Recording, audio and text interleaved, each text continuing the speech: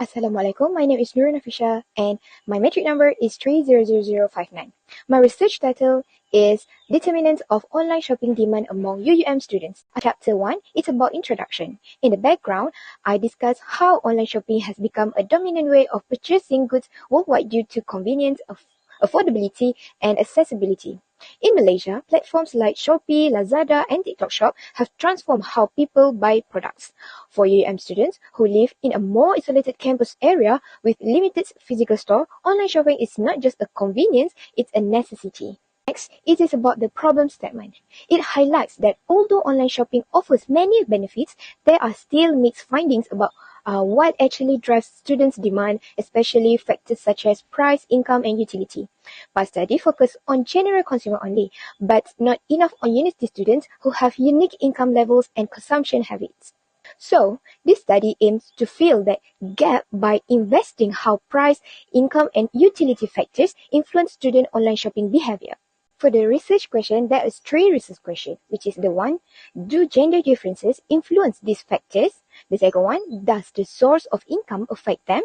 And the third one, do price, income, and utility factors significantly influence online shopping demand? The objectives of the research are aligned to these questions. And this study is significant because it helps both academics and business understand young consumer better, especially those in higher education like UUM students. Now let's go to the next chapter. In chapter 2, literature review. This chapter covers both theoretical and empirical frameworks, and the first one about theoretical framework. The first theory is the theory of demand. It explains that when price falls, demand rises, and when the income increases, consumers have greater purchasing power. Studies like Mota et al. 2020 and Kovacic 2021 found that students are very responsive to discounts and promotions, reflecting high price elasticity. The second theory is the utility maximization theory, which explains that consumers make decisions to maximize satisfaction within their limited budget. In online shopping, this means students choose the combination of price, convenience, and satisfaction that gives them the highest utility. For example, when Shopee offers flash sales, students derive more satisfaction and thus shop more frequently. Empirical framework, there are reviews previous studies that found price sensitivity, income differences, and perceived utility are key factors influencing the online shopping. For instance, Maria et al. 2023 found income positively affects purchase behavior, while Ofori and Apiahnimo 2019 showed that perceived price fairness impacts consumer trust. Utility-related study like Chelvarayan et al. 2021 also confirmed that convenience and perceived usefulness strongly shape students' online shopping attitudes. Finally, the hypotheses were formulated for the independent sample t-test, which is the H0. There is no significant difference between gender in those 3 factors for online shopping demand among UUM students. And H1, there is a significant difference between gender in these 3 factors for online shopping demand among UUM students. For one-way ANOVA, H0, there is no significant difference between primary sources of income on 3 factors of online shopping demand among UUM students. And the H1, there is significant difference between primary source of income on 3 factors of online shopping demand among UUM students. And then, multiple regression analysis indicates whether 3 factors have no significant relationship with demand for online shopping, which is H0, and or H1, there are significant relationship of 3 factors on demand for online shopping. In Chapter 3 is about research methodology. This chapter explains how the study was designed and conducted. The conceptual framework shows 3 independent variables which are price, income, and utility factors that influence the dependent variable, which is online shopping demand. The research design is quantitative using a structured questionnaire distributed with Google Form. And then the population includes undergraduate students for all 3 colleges in UUM, which is COB, CIS, and Colgate. And a total of 157 respondents participated using simple random sampling. Next, the questionnaire had 5 sections, which is demographic data, and 4 variables. Responses were measured using a 5-point Likert scale from strongly disagree to strongly disagree. For the data analysis, SPAS version 25 was used. The main tests applied were independent t-tests to compare gender differences, one-way ANOVA to test the effect of income source, and multiple regression to examine how price, income, and utility jointly influence online shopping demand. In Chapter 4, it's about data analysis and findings. In this chapter, I present and interpret the findings from the independent sample t-test, one-way ANOVA, and multiple regression analysis. The significant level used for all statistical tests is 0.1, which is 10%, meaning any p-value less than or equal to 0.1 indicates a significant relationship. First, independent sample t-test. The independent sample t-test was conducted to determine if there are significant differences between gender with the price, income, and utility factors that influence online shopping behavior. For the price factor, the p-value was 0.443, which is greater than 0.1. This indicates that the difference between male and female student perception of price is not significant. Therefore, the hash null is not rejected, suggesting that both genders respond similarly to online prices and discounts. For the income factor, the p-value was 0.518, which also greater than 0.1, meaning the difference is not significant. Hence, the hash null is again not rejected. Both male and female students perceive their income as influencing online shopping behavior to a similar degree.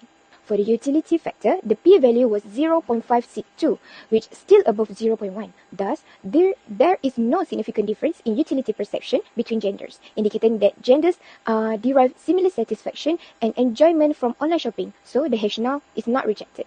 In conclusion, since all p-values exceed 0.1, the t-test results show that gender does not significantly influence student perception of price, income, and utility in online shopping. Next, the one-way ANOVA analysis. The one-way ANOVA test was used to determine whether students' primary source of income, like MARA, JPA, PTPTN, parental support, or part-time work, affects their perception of the price, income, and utility factors.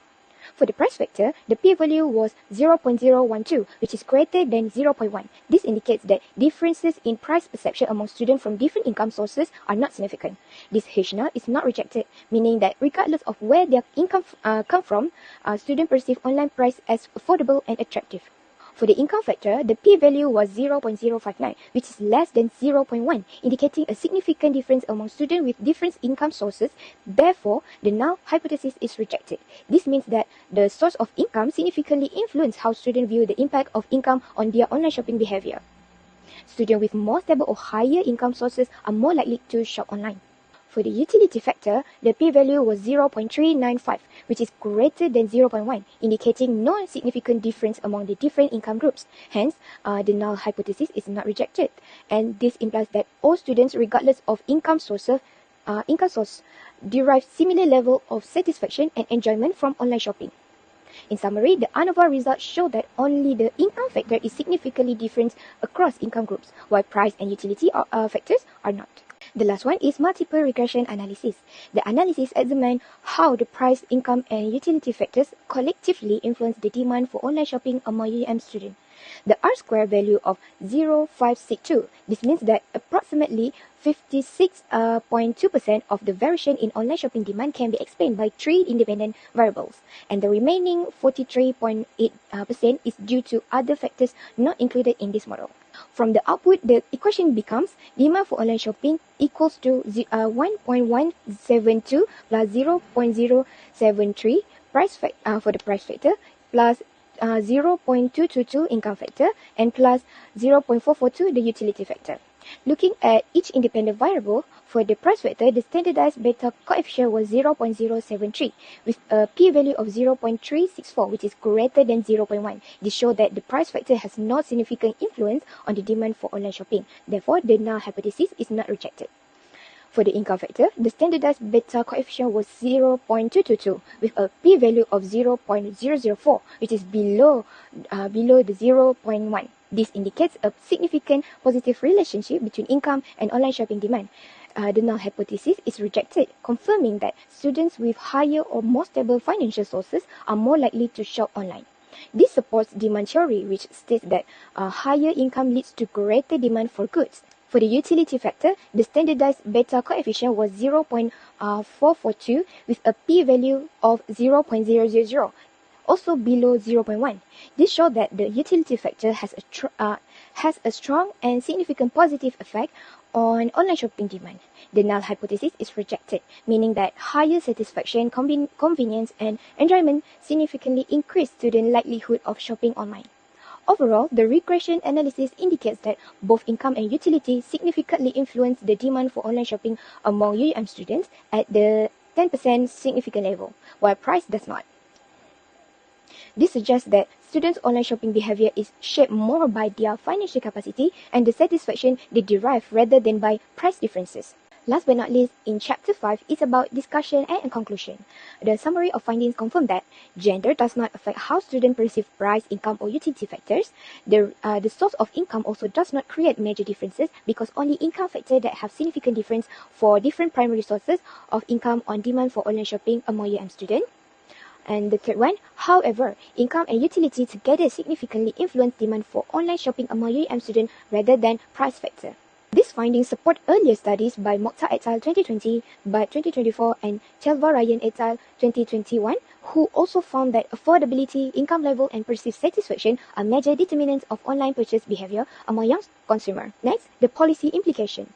From a policy perspective, the findings suggest that the Malaysia government, MDAC, and UUM management should focus on improving affordability, access, and digital literacy rather than targeting specific groups by gender or background.